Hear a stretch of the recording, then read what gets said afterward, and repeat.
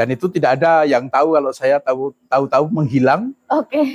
Saya menghilang 10 tahun. Orang mengira saya pindah tugas saya dulu tugas di Jawa Tengah, lalu saya ke Manado.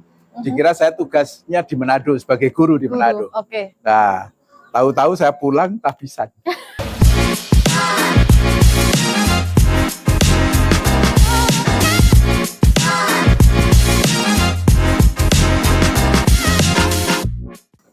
Selamat datang di episode pertama podcast Sahabat Amata, sebuah ruang berbagi cerita, refleksi iman, dan harapan dalam perjalanan hidup kita. Di episode pertama ini, kita bersyukur dapat memulai bersama Pater Widi Hargono MSc yang akan menemani kita dalam perbincangan penuh makna. Saya Lili, terima kasih telah menjadi bagian dari langkah awal Sahabat Amata. Mari kita memulai podcast ini dengan hati yang penuh sukacita. Apa kabar Pater Widi? Baik, terima kasih diundang ke kegiatan ini. Baik, terima kasih Pater. Pater, bisa diceritakan sedikit tentang diri Pater sebelum masuk seminari? Siapakah Pater saat itu? Untuk sahabat-sahabat Amata di luar sana nih yang mungkin belum mengenal Pater. Ya. Terima kasih, ini pertanyaan yang menarik karena saya bukan calon imam yang langsung, tetapi melalui liku-liku perjalanan hidup lebih dahulu. Saya dari keluarga besar, saya anak ke-11 dari 13 bersaudara. Bapak sangat peduli dengan pendidikan, baik itu pendidikan formal maupun pendidikan iman, dan ibu orang yang penuh kasih. Sehingga kami ber-13, meskipun kami 13 bukan berarti seper-13 cinta ibu, tetapi kami merasa 100% dicintai oleh ibu dan bapak. Sehingga pengalaman cinta dari bapak ibu ini menumbuhkan semangat religius yang sangat kuat. Dan itu menjadi semacam dorongan awal dari perjalanan panggilan. Kami karena rupanya karena kami sekeluarga ada 13 orang, itu banyak imam, bruder, suster yang suka datang ke rumah. Karena siapa tahu banyak calon-calon dari 13 bersaudara ini. Dan Bapak dan Ibu sangat peduli, sangat perhatian, sangat hormat kepada para imam, bruder, suster yang datang ke rumah. Dan itu rupanya ditangkap oleh kami anak-anak itu sebagai sebuah nilai yang besar dan tinggi yang mahal bagi Bapak Ibu, dan apa yang menjadi kerinduan anak adalah memuaskan, membahagiakan, membuat besar hati orang tua. Jadi kami berasal dari keluarga yang besar dan sangat peduli. Kami kalau ke gereja biasanya langsung booking dua tempat duduk. Ya, karena kalau satu tempat duduk tidak cukup. Kami 13 bersaudara itu biasanya ibu di ujung sini, bapak di ujung sana, dan kami anak yang besar biasanya mendampingi yang kecil. Dan itu setiap kami ke gereja begitu dari kecil. Gitu. Tuhan, lengkap berarti Pater ya. Iya. Sebelum memakai juga putih ini, siapa sih Pater tuh? Sebelum memakai. Oh ya. Sebelum saya masuk seminari, saya lulus SMP masuk seminari Mertoyudan, tetapi kemudian saya keluar karena tidak mencapai tuntutan akademik waktu itu, lalu saya masuk ke Vanlit. Nah, dari setelah Vanlit saya bekerja sambil kuliah. Setelah itu kok ketika kuliah, suatu ketika saya ketemu dengan seorang imam yang baru saja ditahbiskan di sebuah kota kecil di Jawa Tengah. Dan itu membuat saya tanya-tanya, ini kok imam ini menarik. Imam dari mana? Saya sekolahnya apa? Dia mengatakan saya sekolah di Pineleng. Lalu Pineleng itu mana? Manado. Nah, sesudah itu angin yang berdesir, rumput-rumput yang bergoyang semua berbicara Pineleng. Rupanya itu yang membuat saya ingin. Jadi itu panggilan ya Pater ya? Ya, rupanya begitulah. Iya.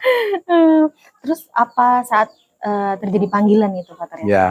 Pater ini langsung yakin atau justru ragu atau seperti apa Pater? Ya, panggilan itu timbul tenggelam ya. Sebetulnya ingin jadi imam pertama kali saya masih sangat kecil, usia 5 tahun.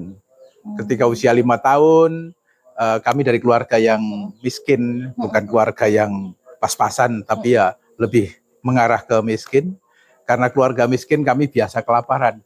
Dan ketika kelaparan, saya dengan adik saya itu gentian menangis. Dan itu menjadi doa dari ibu, semoga anak-anak nanti bisa makan kenyang. Rupanya suatu ketika saya sedang kelaparan lalu menangis dan ibu menghibur saya dengan cara, Li, kalau kamu mau menjadi pastor itu siap lapar. Tapi lapar tanda kutip. Jadi tidak harus lapar perut, tapi juga lapar yang lain. Dan itu memang saya rasa panggilan itu dari kecil ya. Saya merasa umur 5 tahun ketika saya nangis dan ibu mengatakan, Li, kalau mau menjadi romo, menjadi imam, itu harus tahan lapar. Dan rupanya itu juga berkali-kali menjadi timbul tenggelam ketika saya dalam keadaan kecewa, dalam keadaan suka maupun duka, itu terulang kembali pesan ibu itu. Kalau mau menjadi imam itu tahan lapar dalam banyak hal. Iya. Ya. Dan itu kemudian lapar apa? Lapar untuk mencari ya, semakin tua, semakin dewasa, mencari nilai-nilai ya. Lapar dan haus akan kebenaran, lapar dan haus akan ilmu, lapar dan haus dan banyak hal, lapar dan haus itu. Dan menjadi imam harus tahan lapar. Arti tahan lapar itu tidak berhenti ketika lapar terus loyo menyerah, tetapi justru ketika lapar itu justru bersemangat untuk bagaimana mencari cara untuk menyelesaikan kesulitannya itu. Oke, baik, Pater. Karena kan Pater sudah ada panggilan dari kecil nih, pasti kan sudah ada mengatakan ke pihak keluarga bahwa ingin menjadi Pater seperti itu. Bagaimana responnya mereka, Pater, saat itu? Sebetulnya saya setelah lulus dari SPG, saya dari SPG Vanlit Muntilan, lalu saya mengajar, saya jadi pegawai negeri selama beberapa tahun, dan itu tidak ada yang tahu kalau saya tahu-tahu menghilang. Saya menghilang 10 tahun, orang mengira saya pindah tugas saya dulu tugas di Jawa Tengah, lalu saya ke Manado, dikira saya tugasnya di Manado sebagai guru di Manado. Nah, tahu-tahu saya pulang tahbisan. Jadi banyak yang kaget karena apa? Saya diam-diam. Mengapa? Karena saya pernah gagal di seminari menengah, gagal. Saya tidak mau terulang lagi dan diketahui banyak orang. Lebih baik kalau gagal jangan orang tahu. Jadi kalau jadi ya jadilah, kalau gagal ya nggak usah banyak jadi ribut gitu. Itu kenapa saya dulu ketika masuk seminari yang kedua saya diam-diam. Tetapi itu dari reaksi dari orang lain ya, bahwa orang lain ketemu saya sudah menjadi imam, ya mereka bersyukur saja, ikut bergembira, ikut bersyukur ya. Itu ada istilah kalau di Jawa, karena imam baru, ada istilahnya Romo Tigas Kawurian, yang baru saja kelihatan, baru saja muncul. Tigas Kawurian berarti yang baru saja muncul. Kan tadinya enggak ketahuan. Saya selama ini diketahui sebagai PNS, tahu-tahu muncul sebagai imam. Surprise berarti ya, Pak.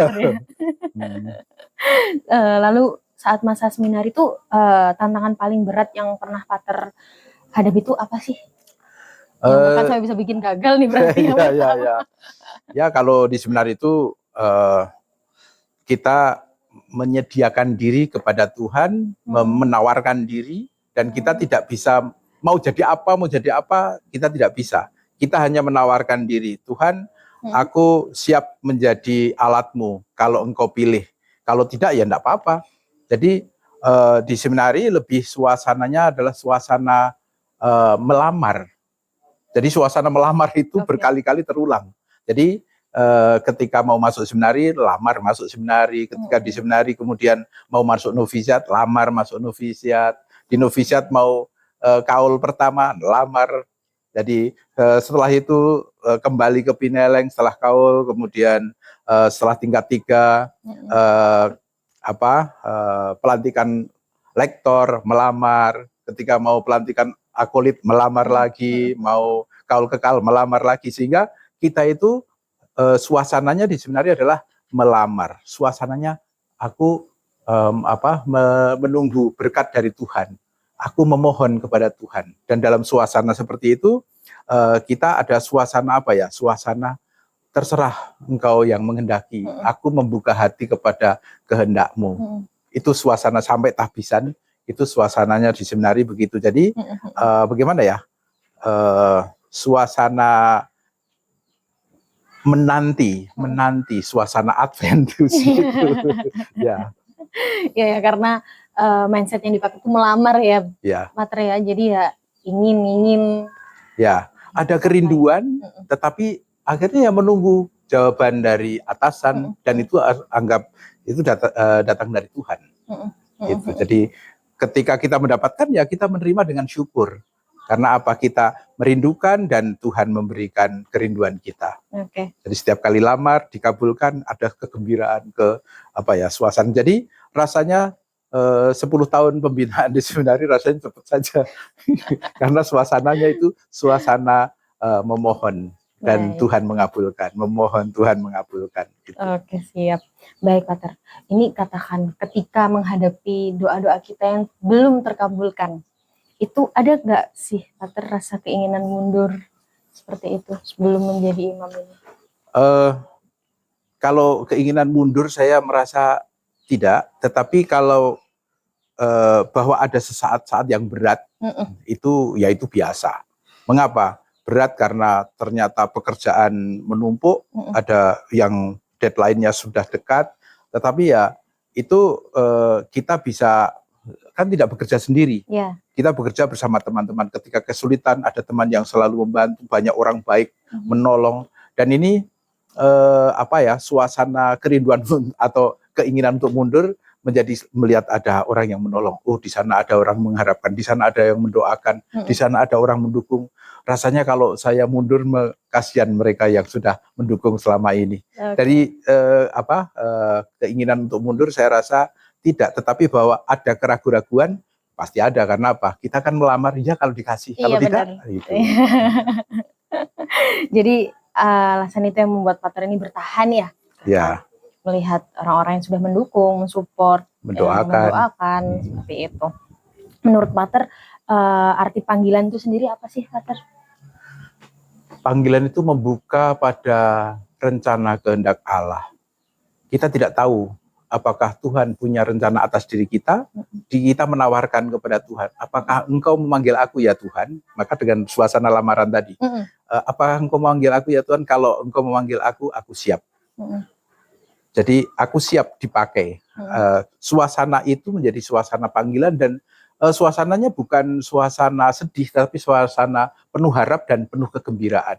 Dijalani dengan penuh semangat, penuh kegembiraan. Bahwa saya merasa 10 tahun cepat berlalu karena ada suasana menuntut dan Tuhan kasih. Ada kegembiraan, dan panggilan adalah meninggalkan yang ku sukai dan membiarkan apa yang menjadi kehendak Tuhan itu yang terlaksana. Dan ketika kita bisa melaksanakan kehendak Tuhan, ada suatu kegembiraan yang terus menerus, dan ini yang menguatkan, yang meneguhkan. Oke, baik, Pater. Ini kan banyak umat itu hanya melihat Pater waktu altar ya, waktu di misa, waktu pelayanan, seperti itu. Sebenarnya seperti apa sih kehidupan sehari-hari seorang imam? Ya, manusia biasa. Kami juga tahu lapar, tahu haus, tahu lelah. Ya, kami bangun. Saya biasanya bangun pagi-pagi benar. Saya biasanya jam 3, jam 4 saya bangun, lalu mulai dengan kegiatan bersih-bersih diri, lalu membaca, studi, berdoa, menyusun khotbah hari ini, lalu ya kegiatan pagi. Setelah itu saya kemudian siap untuk misa pagi, misa doa pagi, kemudian misa. Setelah itu ya sarapan pagi, kemudian kerja, lalu nanti siang makan siang, terus ya kalau ada tamu kita terima, kalau ada tugas yang kita kerjakan. Itu sehari-hari ya begitu. Dan ada jam-jam doa, ada jam studi, ada jam istirahat, ada jam tidur. Dan ketika ada masalah-masalah, itu sebenarnya dengan tidur itu masalah itu hari baru, masalah baru. Jadi selalu ada sesuatu yang indah setiap hari. Mungkin ini ada pertanyaan yang beberapa sahabat tuh yang menanyakan, Pater tuh juga nongkrong kah gitu? Nongkrong di luar ngopi gitu juga nongkrong ya Pater ya? Saya tidak. Kenapa Pater? Ya rasanya tidak pas untuk saya. Oke. Saya tidak terlalu. Ya kecuali kalau ada sesuatu yang penting, umpamanya saya mau bicara dengan seseorang dan butuhnya ada di tempat tongkrongan, umpamanya ya oke, itu dalam rangka tugas. Jadi bukan karena saya hobi, bukan karena apa, bukan karena saya mau rekreasi atau bukan. Tapi kalau itu memang cara untuk pendekatan secara pribadi, umpamanya ada orang yang perlu didampingi, ya sudah itu. Tapi mungkin selama saya jadi pastor mungkin 1 atau 2 kali saja, sekali-sekali ada di Starbucks atau apa ya, itu. Tapi bukan sesuatu yang bukan sesuatu yang saya cari. Ketika memang ada orang yang, Romo saya hanya punya waktu sekian dan kita bisa ketemu di Starbucks, ya sudah kita pergi ke sana itu. Jadi bukan nongkrong dalam arti saya bersama teman-teman. Ya enggak, saya merasa kurang. Lebih banyak kalau umpamanya ada waktu kesempatan ya di sini ngomong-ngomong, entah di kamar tamu atau apa, itu lebih. Dan kita kan juga tidak punya waktu banyak untuk hal-hal seperti itu. Iya. Karena sudah ada mungkin schedule pelayanan ke rumah-rumah umat gitu ya Pater ya. Apa suka duka terbesar dalam hidup Pater? Kalau sukanya banyak, kalau dukanya saya rasa kurang ya. Sukanya banyak dalam arti banyak hal yang saya tidak mampu, banyak orang yang dalam kebersamaan kita menemukan banyak orang yang bisa menolong kita. Kita kan manusia biasa dengan segala kelemahan. Tetapi kalau saya mau bilang dukanya adalah ketika saya dipindah, saya kehilangan dari banyak orang dan saya merasa dicabut, dan untuk memulai sesuatu yang baru. Memulai sesuatu yang baru memang tidak gampang, tetapi ya sudah, ini adalah konsekuensi dari tugas yang siap dipindahkan kemana saja. Jadi kalau saya rasa ya sukanya banyak, tapi dukanya ya saya rasa ya wajar lah. Tidak sesuatu yang terlalu luar biasa bagi saya. Gitu. Oke. Ini ada pertanyaan juga dari sahabat Pater. Bagaimana Pater menjaga relasi pribadi dengan Tuhan di tengah kesibukan pelayanan? Tuhan Yesus tuh bangun pagi-pagi. Yesus bangun pagi-pagi, kemudian berkomunikasi dengan Bapaknya di tempat yang sunyi. Saya tidak keluar dari kamar, kerap kali jam 3 pagi, jam 4 pagi itu kesempatan untuk relasi pribadi. Dan itu kesempatan, saya memang membuang waktu di pagi hari. Saya gampang bangun. Jadi saya sangat gampang bangun. Dan dalam 24 jam itu saya juga gampang tidur, tetapi gampang bangun. Sehingga ketika ada orang yang minta jam berapapun, ada orang yang kontak saya mau minta minyak suci, saya selalu siap. Dan itu rasanya panggilan itu menjadi indah ketika ada orang yang membutuhkan dan saya siap melayani. Jadi kerap kali saya baru mau tidur jam 1, tiba-tiba ada bel, ada yang minta minyak suci, saya langsung siap berangkat. Kebetulan motor dan mobil selalu saya isi penuh. Itu tujuannya apa? Selalu prepare ya, selalu siap untuk. Ada mendadak. Ya, karena kita tidak tahu ada apa, pokoknya ada kecelakaan kan tidak tahu jam berapa. Benar. Nah, ada orang yang tiba-tiba serangan jantung jam berapa nggak tahu. Betul. Nah itu ketika ada orang yang situasi seperti itu, ada suatu kegembiraan yang luar biasa ketika saya bisa segera hadir di sebelah orang yang membutuhkan. Ini juga menjadi kata-kata Tuhan, Engkau memanggil aku siap untuk melayanimu. Ini sesuatu yang menjaga relasi dengan Tuhan, salah satunya adalah ketika kita siap dipakai. Itu mungkin. Ini oke. Pater ini kan juga manusia biasa nih, juga pasti kan merasakan lelah, mungkin kecewa, mungkin atas doa-doa yang mungkin belum terkabul seperti itu. Itu gimana sih Pater menghadapin rasa-rasa seperti itu, yang lelah, kecewa seperti itu? Ya, katanya kecewa hari ini cukuplah sehari. Dan ketika kita tidur, besok sudah ada hari baru, ya ada harapan baru. Kalau ada masalah ya masalah baru, ya sudah.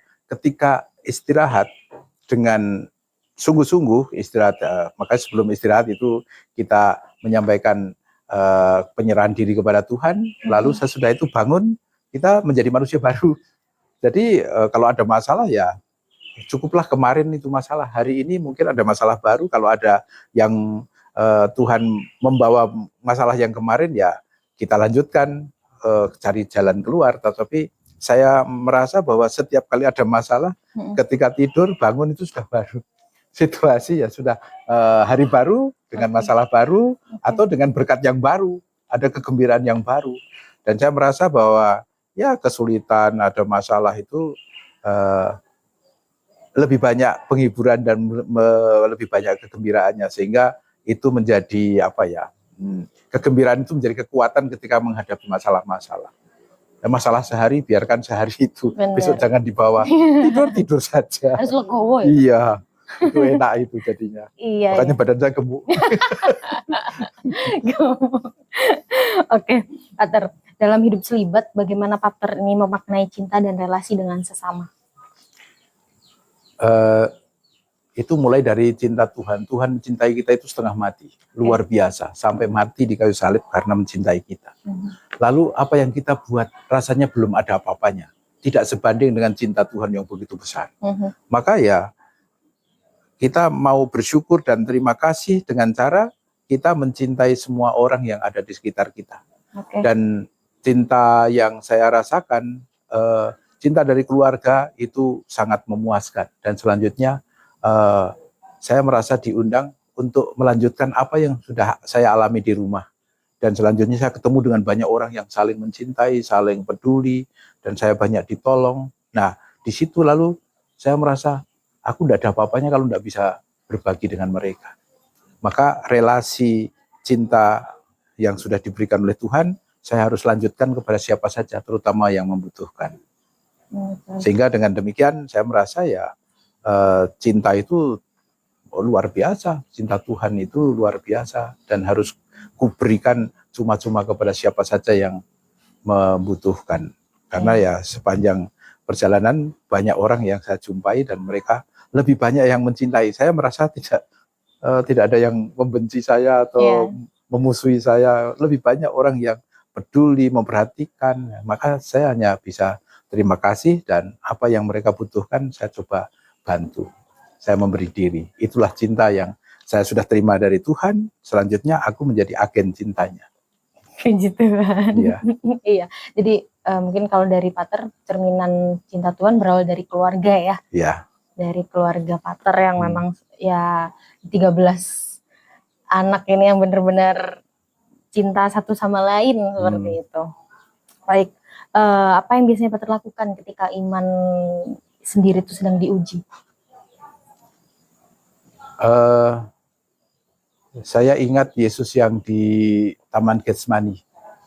Kita tidak bisa buat apa-apa. Kita kembalikan kepada Tuhan. Karena kita tidak tahu jawaban, bahwa besok ada jawaban itu, kita mohon kepada Tuhan. Tuhan yang bisa memberi jawaban. Otak kita terbatas, waktu kita terbatas, tenaga kita terbatas. Maka ya kita harus kembali kepada yang tanpa batas. Betul. Tuhan, aku ada masalah, saya kembalikan masalahku karena Engkau yang memberi, aku tidak mampu ini. Engkau Tuhan yang menyelesaikan. Dan Tuhan akan memberikan jawaban lewat orang-orang yang baik. Itu tadi, banyak orang yang baik yang membantu. Kalau tidak ada orang yang membantu, ya kita berdoa. Satu ketika Tuhan akan mendatangkan orang yang bisa membantu. Itu. Baik, Pater. Jadi kita serahkan lagi. Iya. Gitu ya, karena Tuhan yang memilih, Betul. Tuhan yang menentukan, ya selanjutnya Tuhan juga yang akan menyelesaikan. Iya. Jadi menurut Pater nih, apakah panggilan itu hanya soal menjadi imam atau biarawati aja? Oh tidak, panggilan itu luas sekali, seluas dunia ini. Panggilan jadi imam, Buddha, suster itu hanya sebagian kecil. Ada panggilan yang luas, yang besar, yaitu berkeluarga. Itu sangat rentangnya luar biasa ya. Dari keluarga yang serba hebat, lengkap, kaya raya, tapi sampai ada orang yang berjuang hidupnya mati-matian dalam keterbatasan, serba terbatas, tapi mereka tetap mencintai. Itu luar biasa. Benar. Ada orang yang kaya raya bisa mencintai, tapi kan banyak juga yang gagal total. Iya benar. Nah, sehingga panggilan itu adalah panggilan ke kekudusan. Kita semua dipanggil untuk menjadi kudus, seperti Allah sendiri kudus adanya. Kita dipanggil untuk menjadi sempurna, karena sebagaimana Allah sempurna adanya. kita dipanggil untuk hidup, bukan hidup di dunia saja, tapi hidup kekal. Maka kita jangan hanya berhenti pada kehidupan dunia ini, kita harus menatap masa depan hidup kekal. Dan Tuhan memanggil kita untuk bahagia. Ya, kita tidak boleh bersedih-sedih. Kalau ada kesedihan ya sudah, sesaat, tetapi jangan berhenti di kesedihan. Panggilan itu sebetulnya panggilan kepada kualitas ilahi, hidup kekal, hidup Allah. Jadi panggilan itu wujudnya tidak hanya panggilan imam, bunda, suster, tapi juga berkeluarga, tapi juga hidup sendirian pun satu bentuk pilihan berkeluarga, pilihan hidup. Kebetulan keluarga saya 6 yang membiara dan 6 yang berkeluarga. Sepupu-sepupu saya banyak yang hidup sendiri sampai meninggal.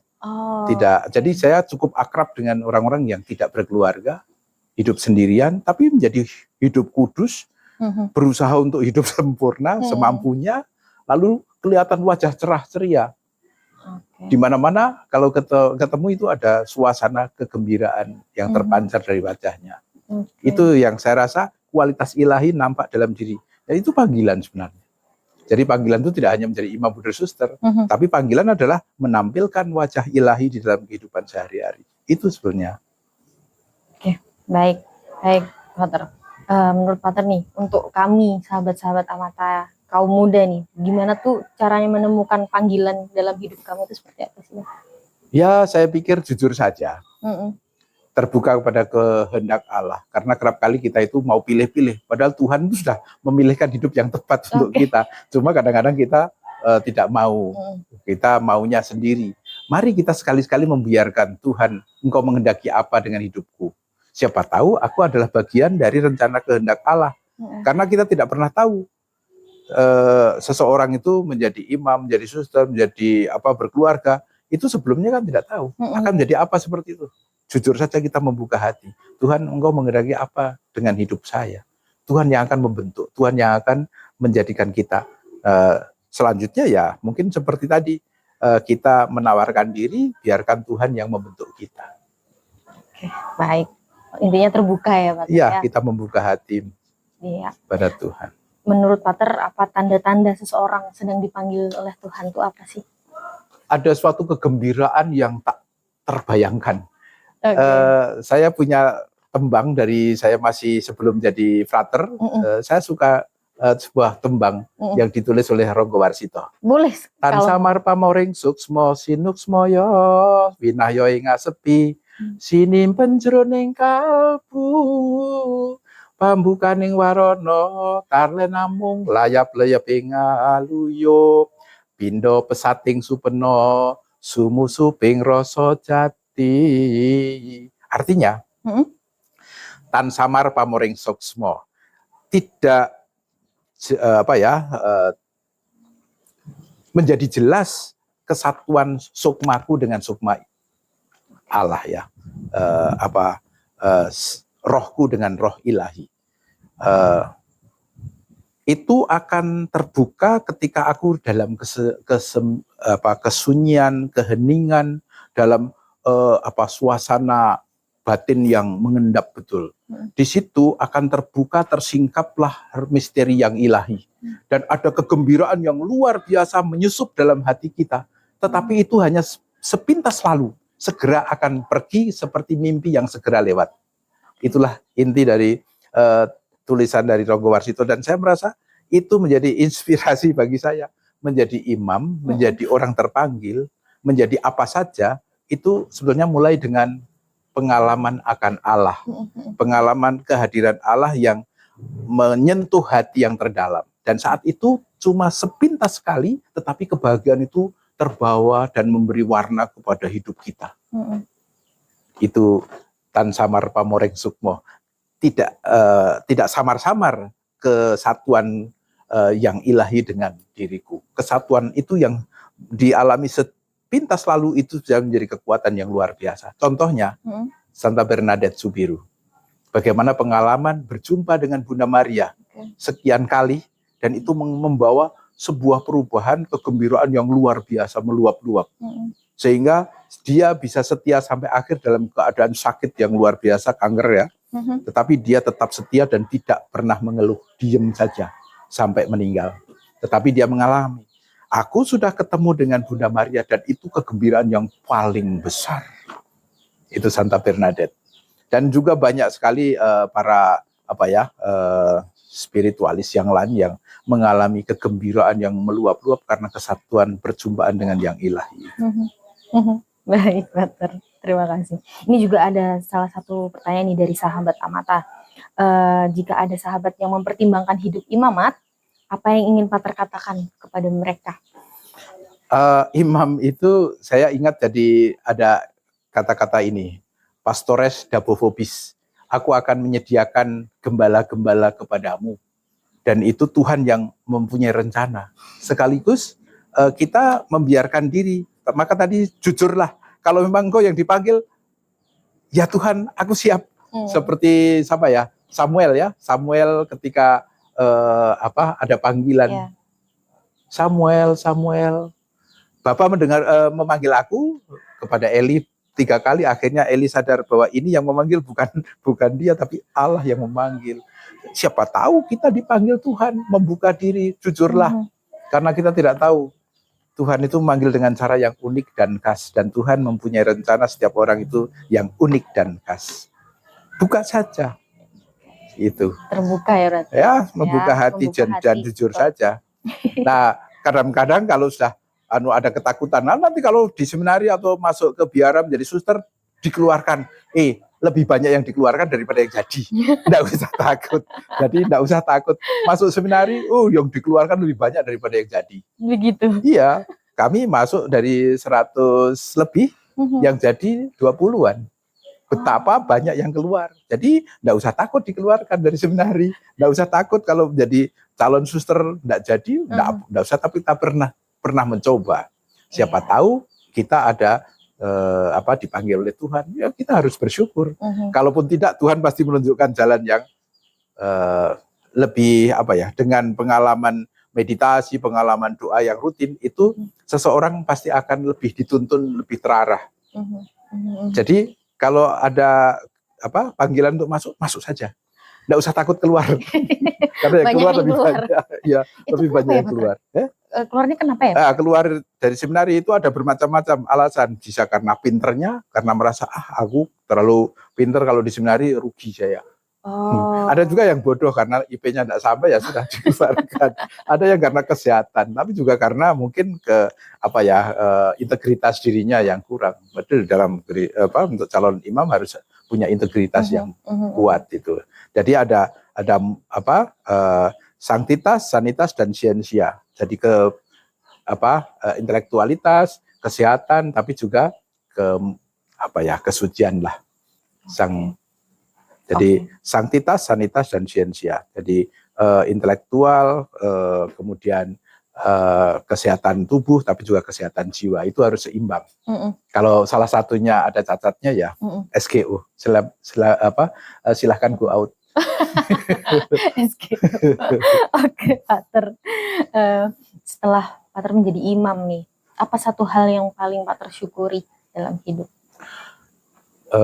Yang paling saya syukuri bahwa saya ini cuma begini dalam situasi saya pernah ditolak di seminari, saya pernah gagal di seminari, tetapi kok boleh jadi imam. Itu luar biasa. Saya hanya bisa bersyukur, karena apa?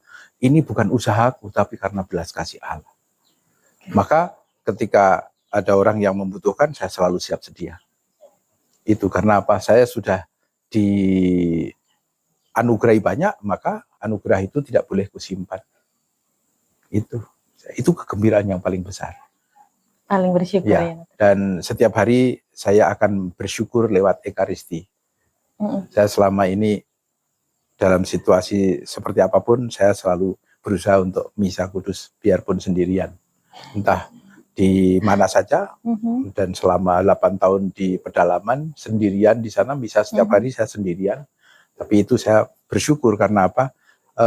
Ekaristi bukan untuk saya, tetapi untuk keselamatan dunia. Saya mendoakan dunia untuk keselamatan jiwa-jiwa, dan banyak. Itu yang saya paling syukuri, bahwa saya boleh menjadi imam. Aneh, luar biasa. Maka terima kasih. Iya. Dari yang 13 bersaudara, yang mana mungkin ekonomi mungkin belum seperti itu ya Pater, sekarang udah menjadi Pater yang bisa melayani seperti itu, untuk menjadi tangan Tuhan. Jadi apa harapan Pater bagi gereja dan generasi muda di masa depan? Ya, gereja senantiasa membutuhkan kalian. Memang Tuhan senantiasa akan memberikan tenaga-tenaga gembala-gembala, tetapi kita harus juga bertanya dengan jujur, itu akukah? Itu akukah? Maka kita harus jujur. Siapa tahu memang betul kamu, maka marilah kita membiarkan diri menjadi bagian. Kalaupun tidak menjadi imam kan ada menjadi berkeluarga, tapi keluarga yang baik, keluarga yang kudus, keluarga yang bahagia, keluarga yang diusahakan sebaik-baiknya. Atau tidak berkeluarga, hidup sendirian, tidak sedikit yang hidup sendirian dan hidup kudus, baik. Benar. Penuh kegembiraan, penuh sukacita, dan bisa menjadi penolong bagi banyak orang karena dia bebas, tidak perlu izin-izin. Kalau mau menolong ini, kalau mau membagi ini, kalau mau begini, tanpa izin-izin. Karena kerap kali banyak juga ya dalam keluarga karena dua menjadi satu, maka ya dalam segala hal harus dikomunikasikan dengan pasangannya. Tapi hidup yang sendirian yang sekarang semakin banyak ini dipilih oleh kaum muda juga, itu satu kegembiraan yang luar biasa bahwa ada kebebasan untuk berbuat baik. Gitu. Baik, Pater. Kita sudah di penghujung acara ya, penghujung podcast ya, Pater. Bolehkah Pater tuh menutup podcast ini dengan pesan atau doa singkat untuk sahabat-sahabat di luar sana? Ya, mari kita berdoa. Dalam nama Bapa dan Putra dan Roh Kudus. Amin. Bapa yang Maha Baik, Engkau begitu baik kepada kami dan senantiasa mengundang, memanggil kaum muda untuk terlibat di dalam karya cinta kasih, karya keselamatan yang Engkau lakukan, Engkau laksanakan sepanjang masa. Semoga Engkau memanggil kaum muda untuk berani terbuka pada panggilan-Mu. Semoga mereka bisa menjadi bagian dari karya keselamatan-Mu, sehingga kami senantiasa berkecukupan dengan tenaga-tenaga yang bisa menjadi saluran berkat-Mu. Ini semua kami mohon padamu dengan perantaraan Kristus, Tuhan kami. Amin. Bapa dan Putra dan Roh Kudus. Amin. Amin. Terima kasih Pater. Dengan berakhirnya doa Pater tadi, berakhir pula podcast kita pada hari ini. Terima kasih kepada Pater. Terima kasih. MSC. Selamat. Atas kesediaan dan sharing yang sangat berharga ini. Kami bersyukur atas setiap langkah yang telah kita mulai bersama hari ini, Pater. Semoga sahabat Amata dapat menjadi teman perjalanan iman dan ruang bertumbuh bagi kita semua. Kita punya slogan, Pater. Apa? Sahabat Amata selalu di hati. Iya, sebagai penutup ya, Pater ya. Kita mulai ya. Sahabat Amata selalu di hati. Terima kasih, Pater.